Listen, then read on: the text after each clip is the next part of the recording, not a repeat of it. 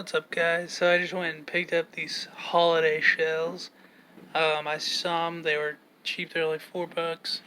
And they look really old, so I just decided to buy them. So that's what the side looks like.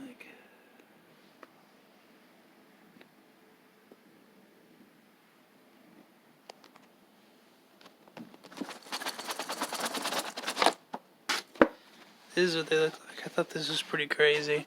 I've only ever seen these plastic cased balls kind of like this with like the tiny shell kits. So this is pretty crazy. But yeah, we'll go light these off and see how they do. They look pretty cool though.